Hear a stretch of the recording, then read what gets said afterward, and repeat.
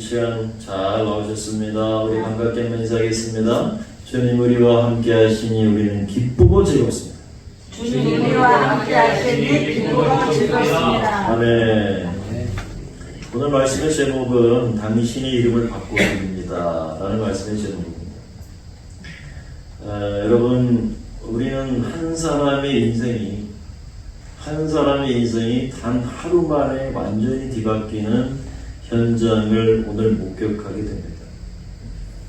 오늘 본문 말씀은 불과 8절의 짧은 본문이지만 이 안에서 한 어부, 그 어부의 이름은 시몬입니다. 그 시몬이라는 낡은 이름을 버리고 페트라, 반석이라는 새 이름을 얻어서 새 사람이 되는 장면이 오늘 본문에 소개되고 있습니다. 여러분이 놀라운 변화의 말씀을, 이 비밀을 이 한 문장으로 먼저 여러분에게 마음속에 새겨드리고 싶습니다.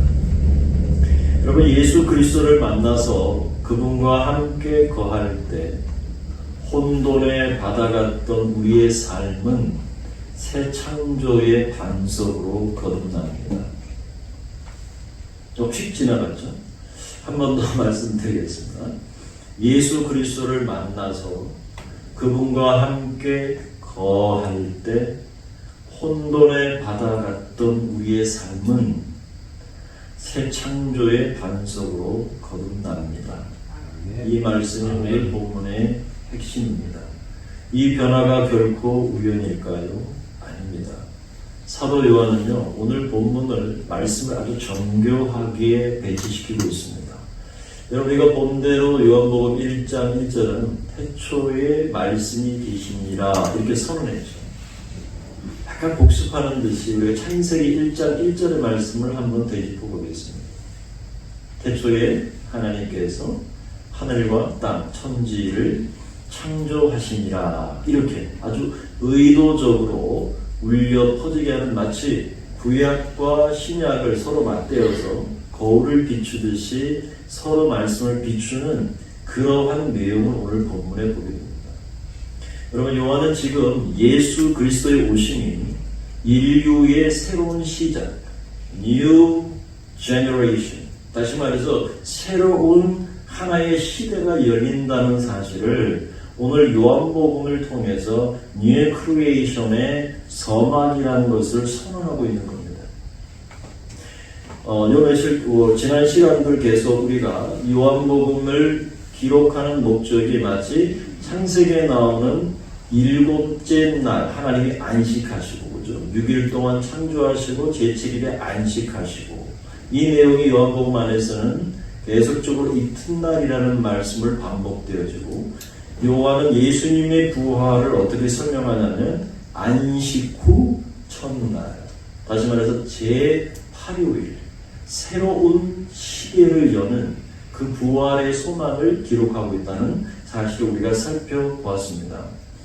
그리고 이 상황 이후에 복음서는 계속해서 이튿날이라는 것을 반복적으로 요한은 기록하고 있다고 말씀드렸어요.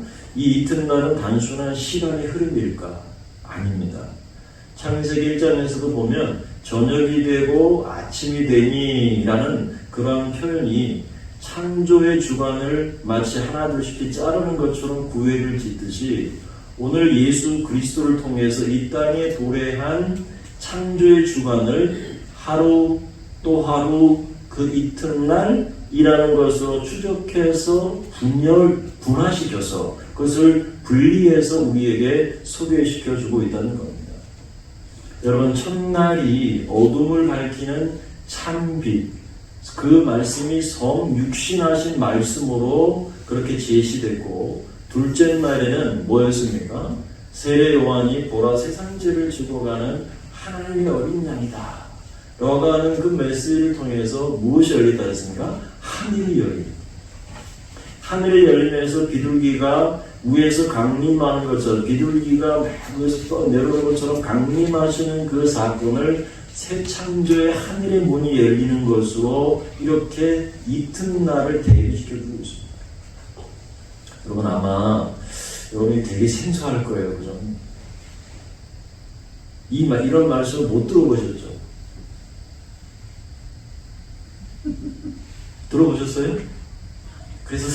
수 있어요.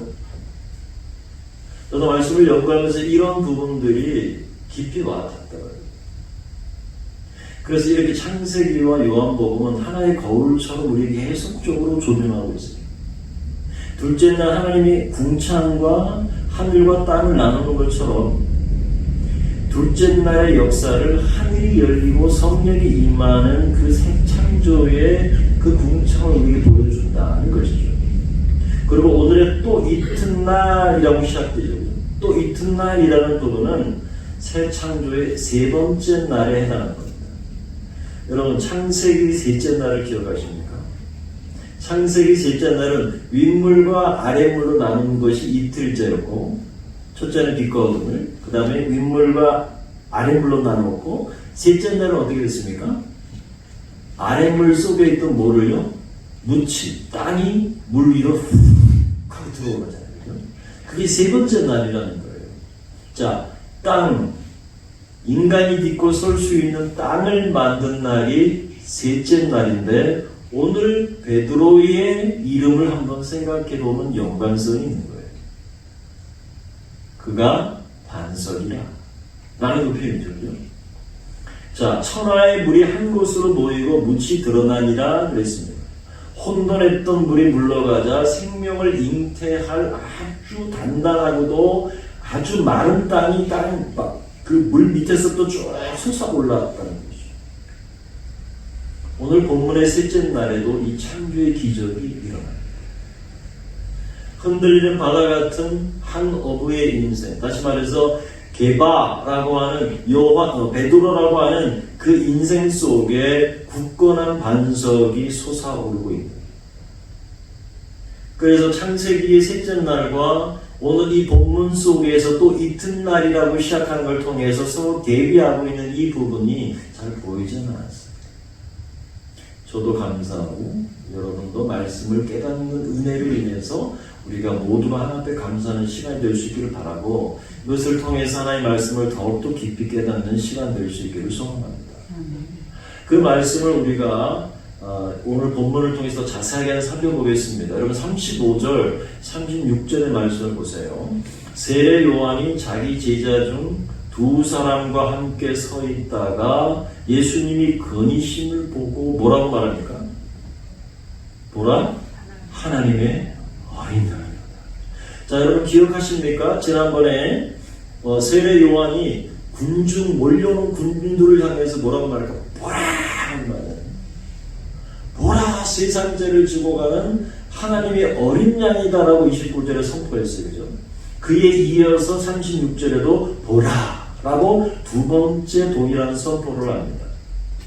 자, 첫 번째, 어제가 군중을 향한 공적인 외침이었다면 모든 무리를 향해서 보라! 세상죄를 지고 가는 하나님의 어린 양이었다. 어린 양이다. 라고 이렇게 선언했다면 여러분, 여기에 오늘 본문은요, 자기의 곁을 지켜왔던 가장 측근 중의 측근인 두 제자를 향한 선언을 하고 있어요. 보라. 군중을 향해서 하고 제자를 향해서 보라라는 단어를 동일하게 쓰고 있어요. 자, 그런데 요한은요, 그 아끼는 제자들을 예수님께로, 세례 요한은 그 아끼는 제자들을 그냥 예수님께로 기꺼이 떠나보냅니다. 여러분, 왜 세례 요한이 예수님께 자신들의 제자를 등 떠밀을까요?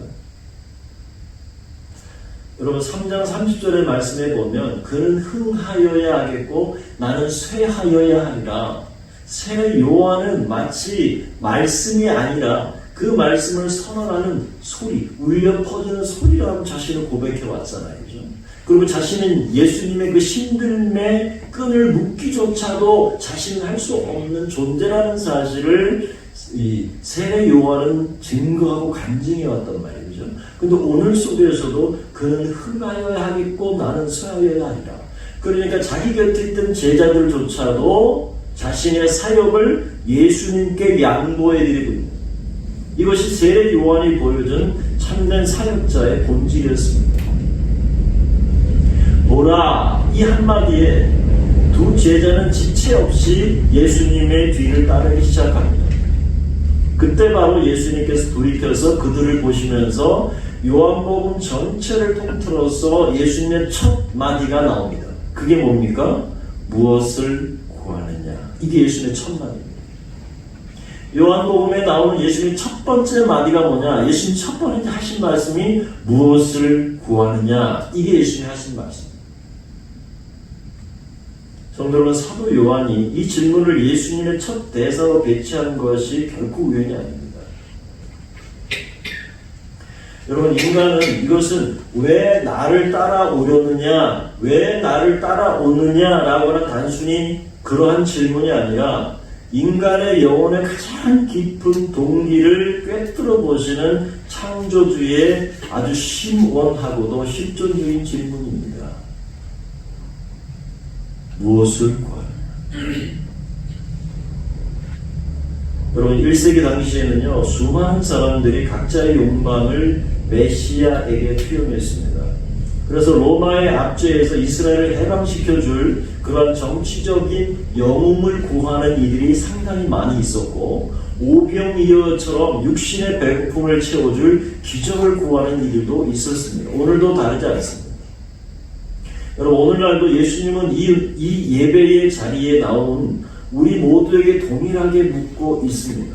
너희는 지금 여기서 도대체 무엇을 구하고 있느냐?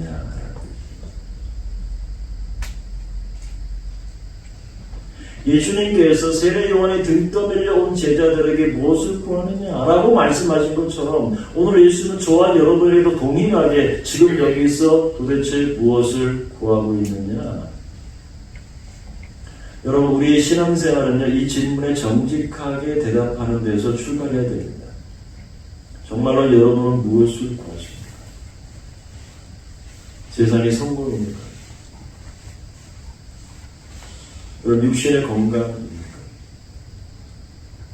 심리적인 위안입니까? 물질입니까?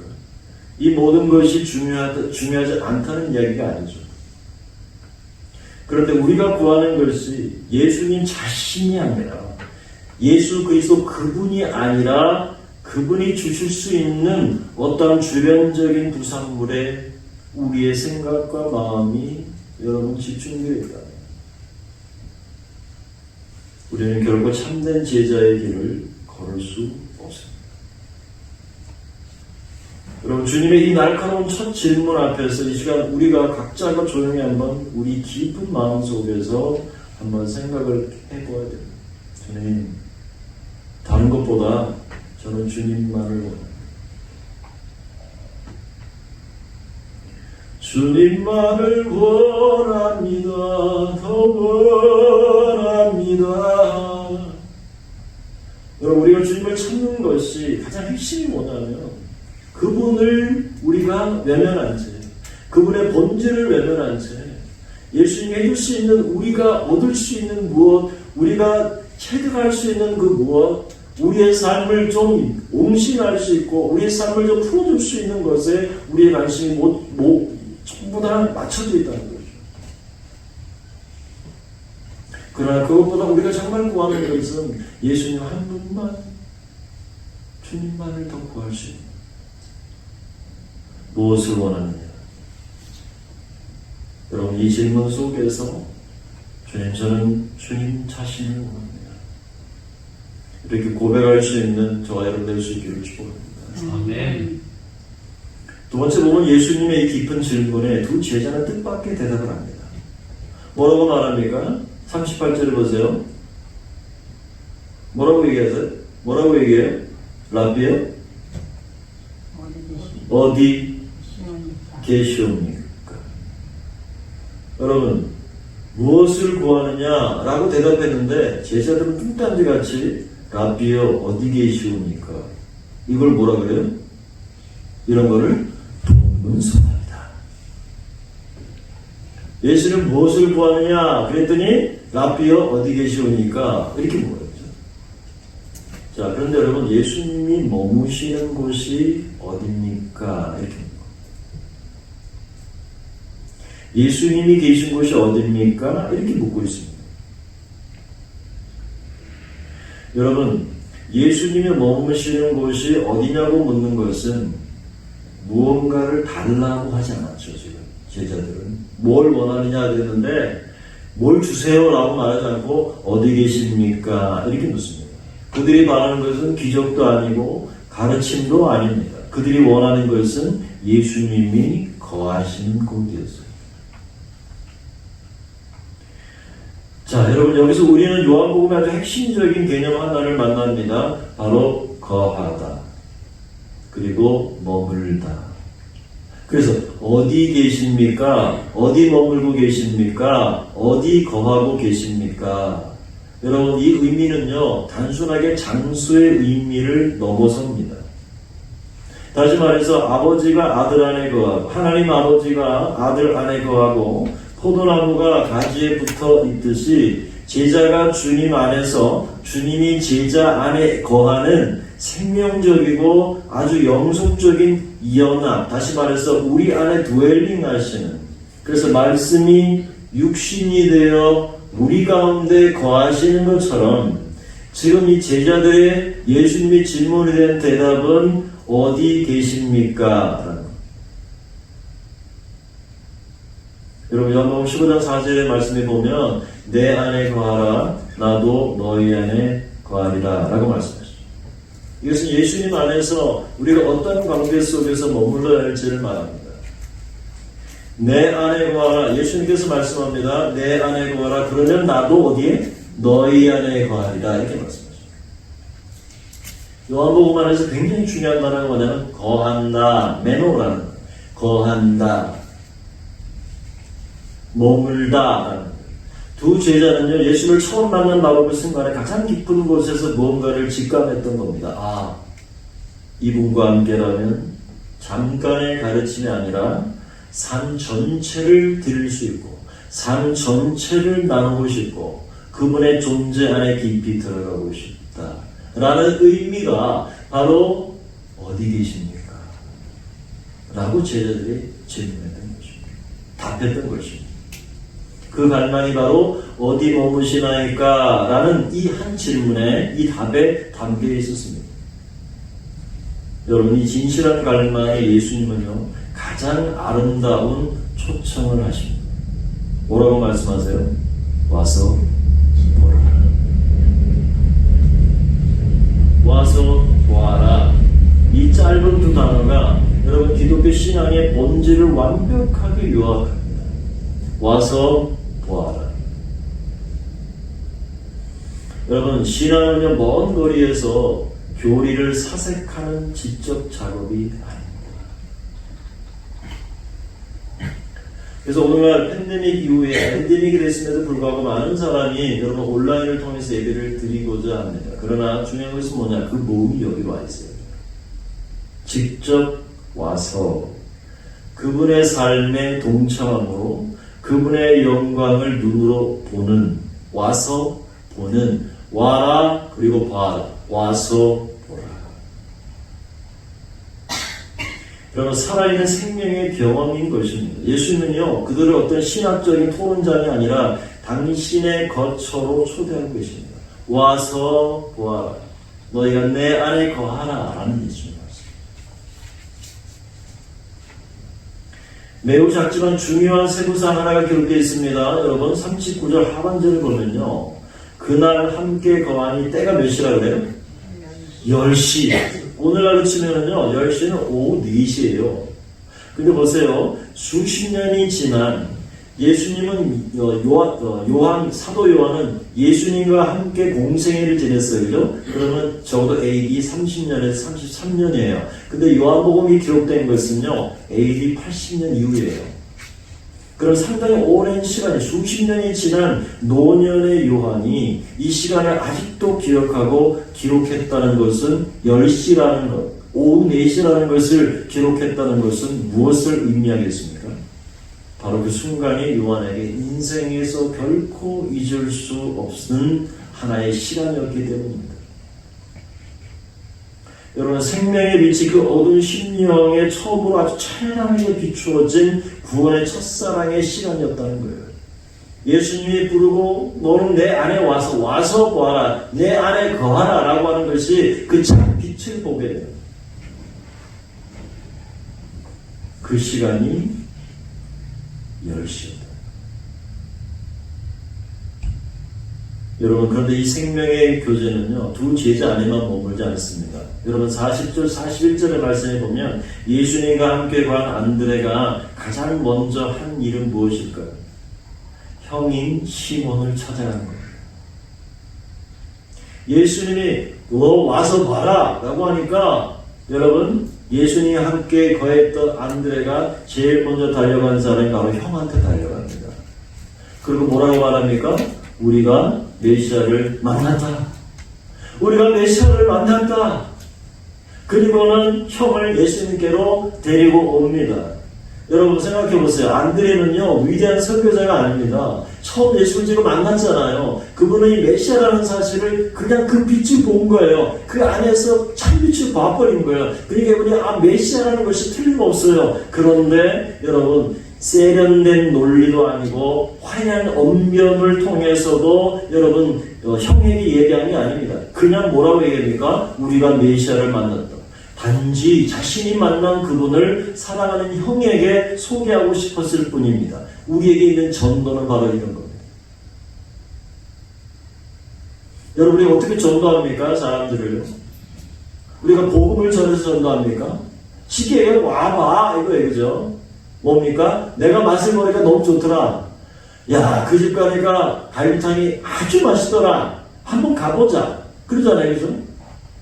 어디 가니까 아주 갈비가 맛있다. 그러면 그냥 가는 거예요. 같이.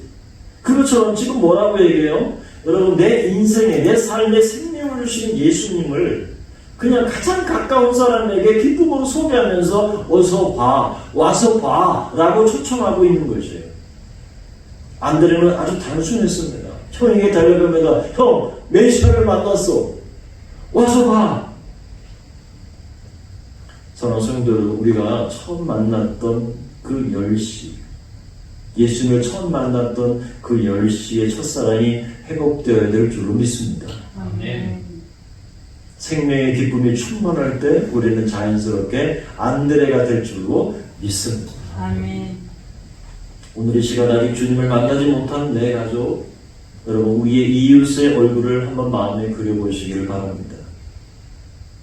그들에게 와서 봐. 한번 가보자. 그 단순한 초청의 한마디를 건네기로 여러분 한번 마음속에 결단할 수 있기를 축복합니다. 자, 이제 마지막에 여러분 보세요. 이제 우리는 본문의 절정에 도달하게 되는데요. 안드레의 손에 이끌려왔던 시몬이 예수님 앞으로 나오는 장면입니다. 42절을 보세요. 다 같이 읽어볼까요? 42절 시작. 그리고 예수께로 오니 예수께서 묻고 이르시되 네가 요한의 아들 시몬이니 장차 게바리라 하시니라. 게바는 번역하면 베드로라, 페트로라, 반석이라 라는 것이죠. 자, 여러분 좀 보세요. 예수께서 어떻게 해요? 보시고 그랬습니다. 이 보시고라는 단어가 아주 의미심장합니다. 이 말은 뭐냐면 아주 깊이 응시하다, 꿰뚫어보다.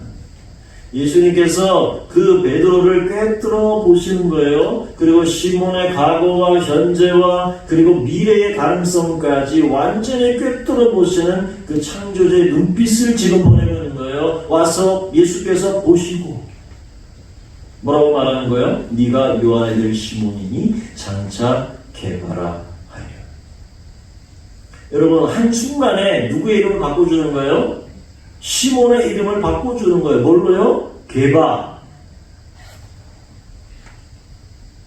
성경에서 이름을 바꾸는 행위는요, 언제나 하나님의 주권적인 개입이 있었어요. 그죠? 여러분 기억하십니까? 아브라함이 뭐라고 바뀌어요? 아브라함. 사레가 사라. 야곱이 이스라엘. 이 된 것처럼 이름이 바뀌는 것은요, 그 사람의 정체성과 사명이 완전히 새롭게 바뀐다는 것을 의미하는 겁니다. 바로 이 지점에서 요한은 놀라운 의도를 드러냅니다. 그것이 바로 뭐냐면 새 창조의 셋째 날. 여러분 기억하십니까? 창세기 1장 9절에 천하의 물이 한 곳으로 모이고 무엇이 드러난다? 묻이 드러납니다. 그 묻이 뭐라고요? 바로 굳은 땅, 반석이 드러난다는 거예요.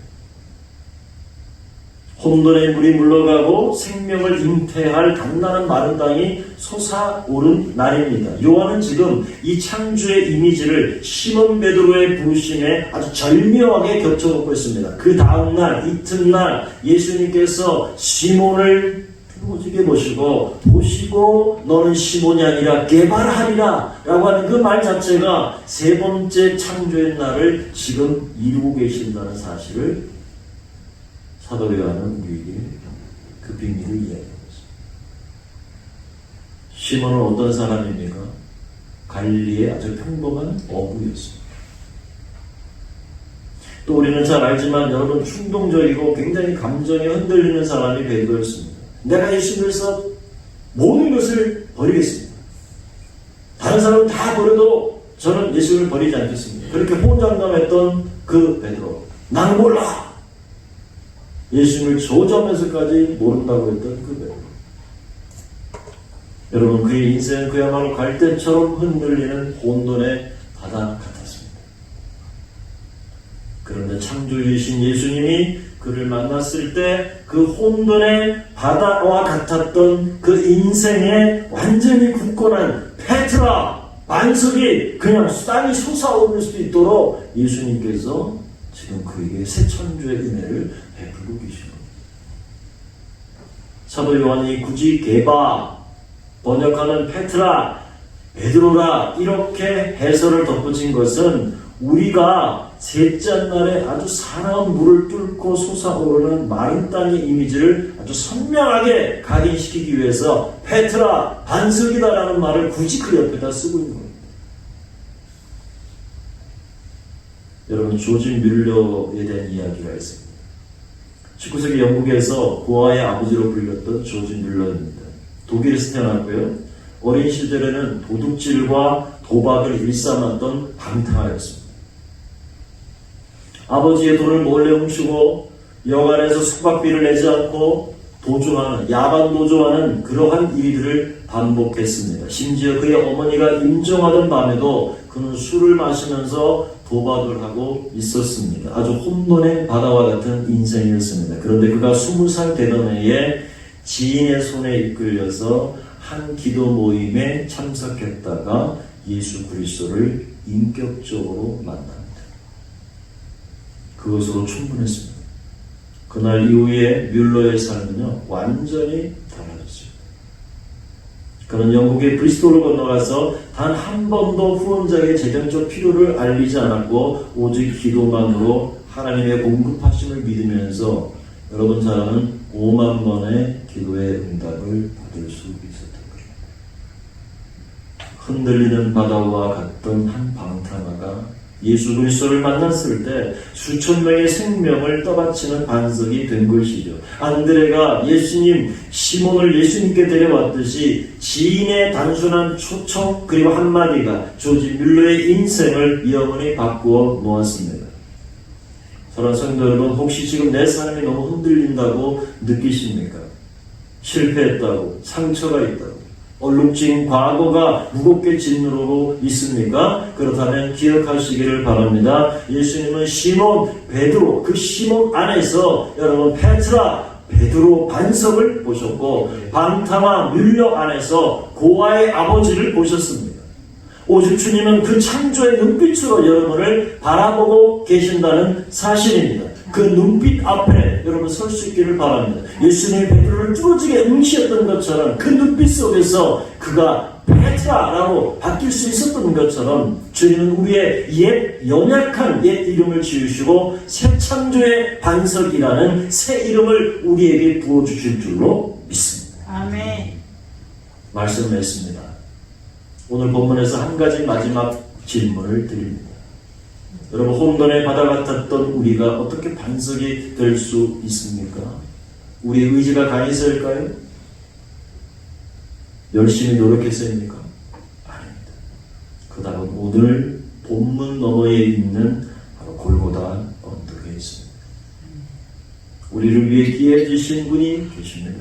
흔들리고 무너져야 될 사람은 우리였지만 참된 반석이신 예수 그리스도께서 십자가 위에서 철저히 깨지고 부서지셨습니다. 그분은 우리를 대신하여 혼돈과 심판의 저주를 온몸으로 받아냈기에 우리는 영원히 흔들리지 않는 새 창조 그 페트라의 마른 땅의 반석으로 다시 태어날 수 있게 되었습니다.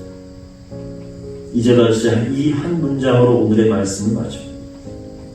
예수 그리스도를 만나 그분과 함께 거할 때 혼돈에 받아갔던 우리의 삶은 새 창조의 반석으로 거듭나게 합니다. 아멘. 주님은 오늘도 우리를 향해 부르십니다. 무엇을 구하느냐? 그리고 초청하십니다. 와서 오라. 세상에 썩어질 것들을 구하던 기복적인 신앙을 내려놓고 오직 예수 그리스도 그분 자신과 영원히 거하기를 갈망하는 저와 여러분 될 수 있기를 소원합니다. 아멘. 그리고 그 만남의 간격 안에서 내 곁에 가장 가까운 사람에게 와서 보라. 초청하는 그 생명의 전도자, 새 창조의 반석으로 세워지는 위대한 제자들이 다 될 수 있기를 주님의 이름으로 축복합니다.